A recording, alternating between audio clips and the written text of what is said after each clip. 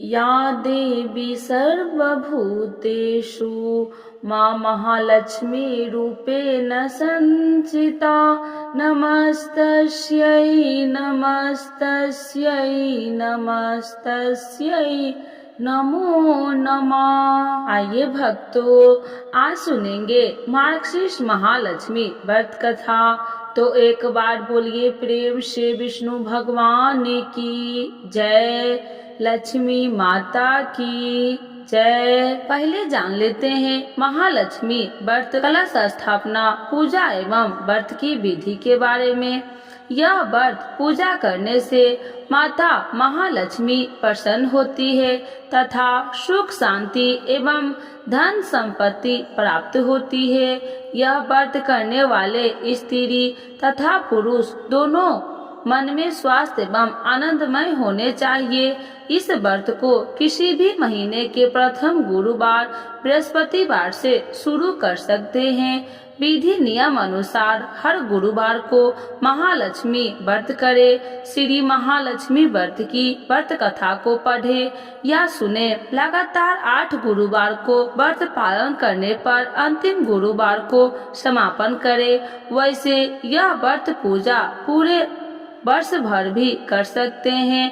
पूरे वर्ष भर हर गुरुवार के देवी की प्रतिमा या फोटो के सामने बैठकर व्रत कथा को पढ़े। शेष गुरुवार के दिन 8 सुहागनियों या कुमारी कन्याओं को आमंत्रित कर उन्हें सम्मान के साथ पीढ़ा या आसन पर बैठाकर श्री महालक्ष्मी का रूप समझकर हल्दी कुमकुम लगाए। पूजा की समाप्ति कर फल प्रसाद वितरण करे तथा इस कथा की एक प्रति उन्हें देकर नमस्कार करे। केवल नारी ही नहीं अपितु पुरुष भी यह पूजा कर सकते हैं। वे सुहागन या कुमारिका हो, आमंत्रित कर उन्हें हाथ में हल्दी कुमकुम प्रदान करे तथा व्रत कथा की एक प्रति देकर उन्हें प्रणाम करे। पुरुषों को भी इस व्रत कथा को पढ़ना या सुनना चाहिए। जिस दिन व्रत हो उपवास कर दूध फलाहार करे, खाली पेट न रहे। रात को भोजन से पहले देवी को भोग लगाए एवं परिवार के साथ भोजन करे। पद्म पुराण में यह व्रत गृहस्थ जनों के लिए बताया गया है। इस पूजा को पति पत्नी मिलकर कर सकते हैं। अगर किसी कारण पूजा में बाधा आए तो औरों से पूजा करवा लेनी चाहिए, पर खुद उपवास अभ्यास करे। उस गुरुवार को गिनती में न ले। अगर किसी दूसरी पूजा का उपवास गुरुवार को आए तो भी यह पूजा की जा सकती है। दिन रात में भी पूजा की जा सकती है। दिन में उपवास करे तथा रात में पूजा के बाद भोजन कर ले। इस व्रत कथा को सुनने के लिए अपने आस पड़ोस के लोगों को, रिश्तेदारों को तथा घर के लोगों को बुलाए। व्रत कथा को पढ़े या सुने। समय शांति तथा एग्रा शांति बनाए रखे। अगहन मार्गशीर्ष के पहले गुरुवार को व्रत शुरू करे तथा अंतिम गुरुवार को उसका समापन करे। अगर माह में 5 गुरुवार आए तो 5 गुरुवार को उस दिन अमावस्या या पूर्णिमा तो भी पूजा करे। श्री महालक्ष्मी देवी की स्थापना, विसर्जन तथा पूजा विधि। इस पूजा को करने के लिए किसी ब्राह्मण पुरोहित की आवश्यकता नहीं है। हर कोई अपनी भक्ति से पूजा कर सकते हैं।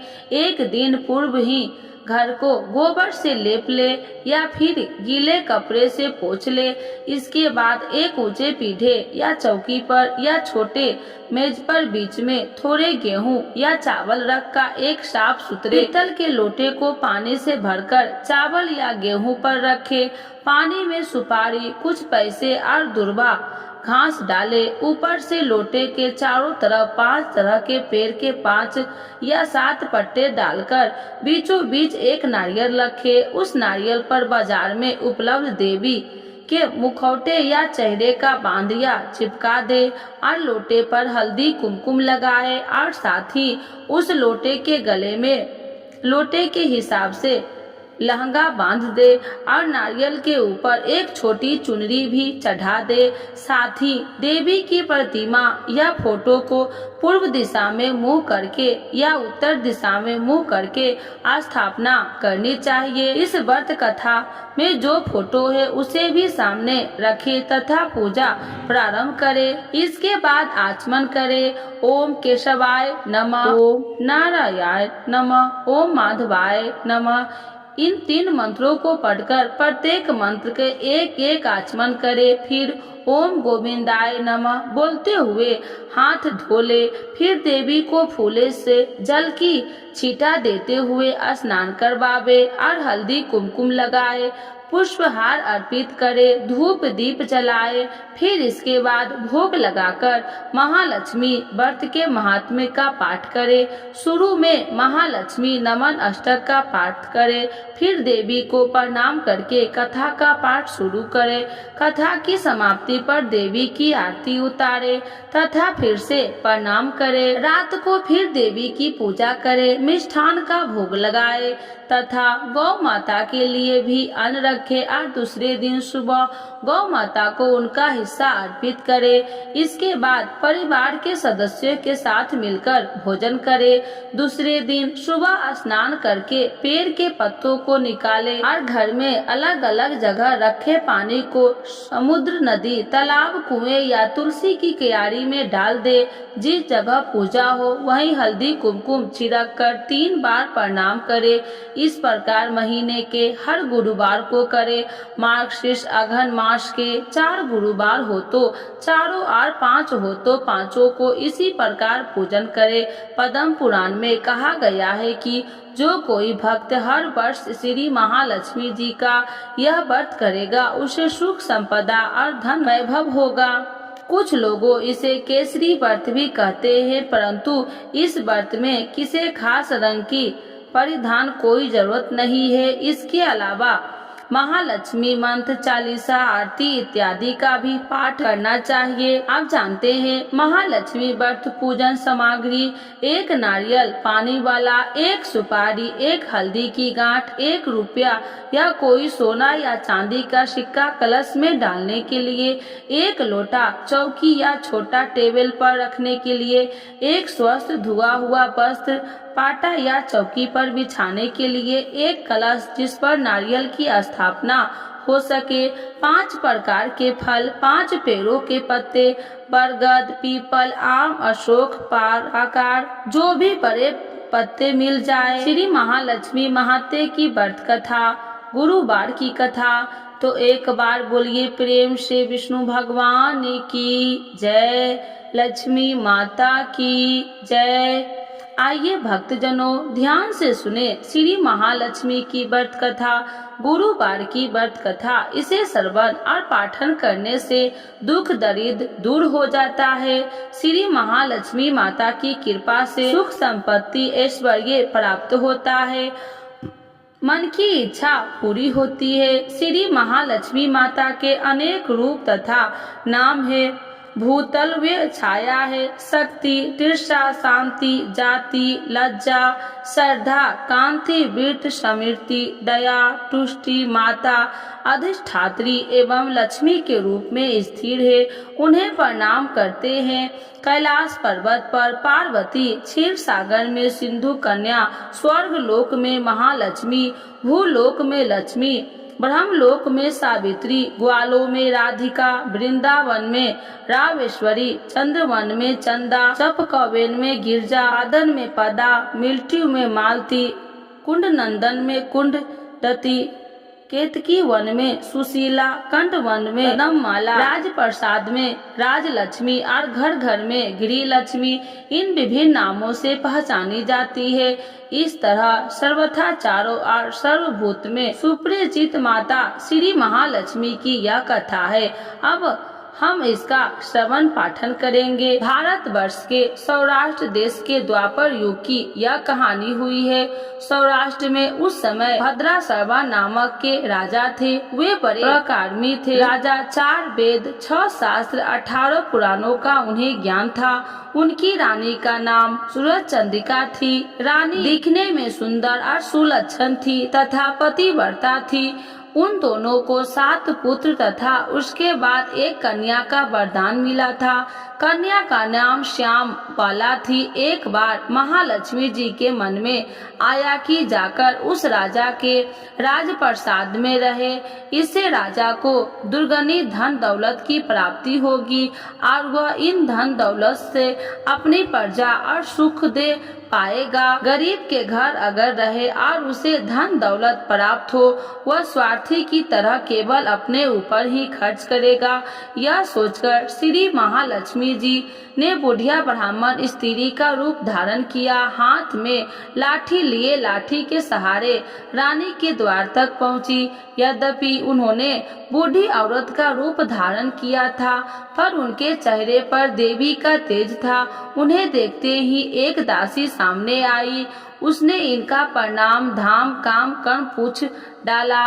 वृद्ध ब्राह्मण का रूप धरती माता लक्ष्मी ने कहा, बालिके, मेरा नाम कमला है। मेरे पति का नाम भुवनेश है। हम द्वारिका में रहते हैं। तुम्हारी रानी पिछले जन्म में एक वैश्य की पत्नी थी। वह वेश्या गरीब था। दरिद्र के कारण हर रोज घर में झगड़े होते थे तथा उसका पति रोज उसे मारता था। इन बातों से तंग आकर वह घर छोड़कर चली गई तथा वन जंगल में खाली पेट भटकने लगी। उसकी इस दुर्दशा पर मुझे दया आई, तब मैंने उसे सुख संपत्ति देने वाली श्री महालक्ष्मी की कथा सुनाई। मेरे कहने पर उसने श्री महालक्ष्मी का व्रत किया। श्री महालक्ष्मी प्रसन्न हुई। उसकी गरीबी दूर हुई। उसका घर संसार दौलत संपत्ति से भर गया। बाद में पति पत्नी दोनों परलोक सिधारे। लक्ष्मी व्रत करने के कारण वे लक्ष्मी लोक में रहे। उन्होंने जितने साथ महालक्ष्मी का व्रत किया, उतने 1000 साल उन्हें सुख भोग मिला। इस जन्म में उनका जन्म राजघरानों में हुआ, परंतु वह श्री महालक्ष्मी का व्रत करना भूल गई। उसे यह याद दिलाने मैं यहाँ आई हूँ। बुढ़िया की बातें सुनकर दासी ने उन्हें प्रणाम किया तथा श्री महालक्ष्मी का व्रत किस तरह किया जाए इस बारे में पूछा। बुढ़िया रूप धारण किए हुए श्री महालक्ष्मी माता ने दासी को पूजा की विधि तथा महिमा बताई। इसके बाद वह दासी माता को प्रणाम कर रानी को बताने अंदर चली गई।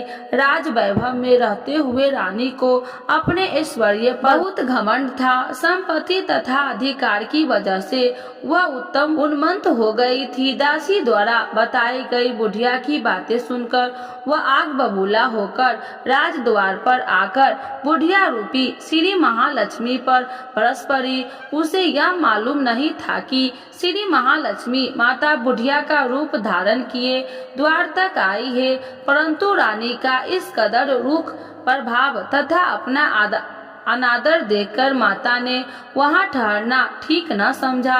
वे वहां से चल पड़ी। राह में उन्हें राजकुमारी श्यामा बाला मिली। उन्होंने श्याम बाला को सारी बात बताई। श्याम बाला ने अपनी ओर से श्री महालक्ष्मी माता से क्षमा मांगी। माता को उस पर दया आई। उन्होंने श्यामा बाला को श्री महालक्ष्मी व्रत के बारे में बताया। उस दिन अघर मार्गशीर्ष माह का पहला गुरुवार था। श्यामा बाला ने परम श्रद्धा से श्री महालक्ष्मी व्रत रखा। फलस्वरूप राजा सिद्धेश्वर के सुपुत्र माला धर से उसका विवाह हुआ। वह धन दौलत ऐश्वर्य वैभव से माला माल हो गई। पति के साथ ससुराल में आनंद से दिन बिताने लगी। इधर श्री महालक्ष्मी की रानी पर प्रकोप हुआ। फलस्वरूप राजा भद्रसावा का राज्य एवं राज कारोबार नष्ट हो गया। यहाँ तक कि खाने के लाले पड़ गए। ऐसी हालत में एक दिन रानी ने राजा से निवेदन किया, हमारा दामाद इतना बड़ा राजा है, धनवान है, ऐश्वर्यशाली है, क्यों न उसके पास जाए, अपना हाल उसे बताए, वह जरूर हमारी मदद करेगा। इस बात पर राजा भद्रशबा दामाद के पास रवाना हुए। राज्य में पहुंचकर एक तालाब किनारे थोड़ी देर विश्राम लेने के लिए ठहरे। तालाब से पानी लेने आते जाते दासियों ने उन्हें देखा। उन्होंने विमन माता से उनकी पूछताछ की। जब उन्हें यह मालूम हुआ कि वे रानी श्यामाबला के पिता हैं, तो दौड़ते हुए जाकर उन्होंने रानी को सारी बात बताई। रानी ने दासी के हाथ राज परिधान भेजकर बड़े ठाठ से उसका स्वागत तथा आदर सत्कार किया, खान पान करवाया। जब वे लौटने लगे तो सोने की मोहरे से भरा घड़ा दिया। राजा भद्रशबा जब वापस लौटे तो उन्हें देखकर रानी सूरज चंद्रिका खुश हुई। उन्होंने सोने की मोहरे से भरे घर का मुंह खोलकर, हाय भगवान, घड़े में धन के बदले कोयले मिले, यह सब श्री महालक्ष्मी के प्रकोप से हुआ। इस प्रकार दुर्दशा में और कई दिन बीत गए। इस बार रानी स्वयं अपनी कन्या के पास गई। वह दिन अघन मास का अंतिम गुरुवार था। श्यामाबला ने श्री महालक्ष्मी व्रत किया, पूजन की, अपनी माता से भी व्रत करवाया। इसके बाद रानी अपने घर आई। श्री महालक्ष्मी का व्रत रखने पर उसे फिर से अपना राजपाट, धन दौलत, ऐश्वर्य प्राप्त हुआ। वह फिर से सुख शांति आनंदमय जीवन बिताने लगी। कुछ दिन बाद राजकन्या श्यामाबला अपने पिता के घर आई। उसे अपने घर देखकर सूरज चंद्रिका को पुरानी बातें याद आई। यही कि श्यामाबला ने अपने पिता को घड़ा भरकर कोयला दिया था और उसे तो कुछ भी नहीं दिया था। इसी कारण श्यामाबला को पिता के घर आने का उसका कोई आदर आतिथ्य नहीं हुआ, बल्कि अनादर हुआ। पर उसने इस बात का बुरा नहीं माना। अपने घर लौटते समय उसने पिता के घर से थोड़ा नमक ले लिया। अपने घर लौटने पर उसके पति ने पूछा, अपने मायके से क्या लाई हो? इस पर उसने जवाब दिया, वहाँ का सार लाई हूँ। पति ने पूछा, इसका मतलब क्या है? श्यामाबला ने कहा, थोड़ी धीरज रखे, सब मालूम हो जाएगा। उस दिन श्यामाबला ने सारा भोजन नमक डाले बिना बनाया और परोस दिया। पति ने खाना चखा, सारा खाना नमक बिना, इसीलिए स्वाद न आया। फिर श्यामाबला ने थाली में नमक डाला, इससे सारा भोजन स्वादिष्ट लगने लगा। तब श्यामाबला ने पति से कहा, यही है वह मायके से लाया हुआ सार। पति को उसकी बात सही लगी।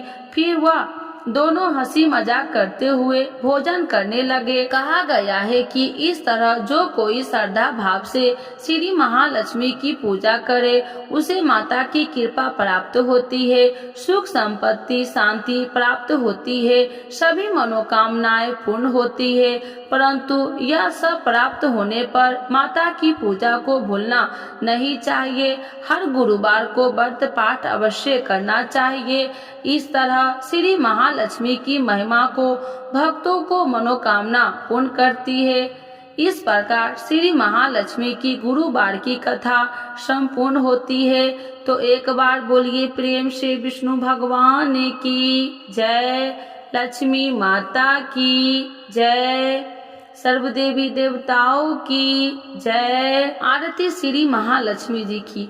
ओम जय लक्ष्मी माता मैया, जय लक्ष्मी माता, तुमको निस दिन सेवते, मैया जी को हर दिन सेवते, हरि विष्णु विधाता। ओम जय लक्ष्मी माता, उमा रमा ब्रह्मानी, तुम ही जग माता, मैया तुम ही जग माता। सूर्य चंद्रमा ध्यावती, सूर्य चंद्रमा ध्यावती, नारद ऋषि गाता। ओम जय लक्ष्मी माता। दुर्गा रूपे निरंजनी सुखी संपत्ति दाता मैया सुखी संपत्ति दाता जो कोई तुमको ध्यावती जो कोई तुमको ध्यावती रिद्धि सिद्धि धन पाता ओम जय लक्ष्मी माता तुम पाताल निवासिनी तुम ही शुभदाता मैया तुम ही शुभदाता कर्म प्रभावी प्रकाशिनी कर्म प्रभावी प्रकाशिनी भव निधि की त्राता ओम जय लक्ष्मी माता जिस घर में तुम रहती सब सद्गुण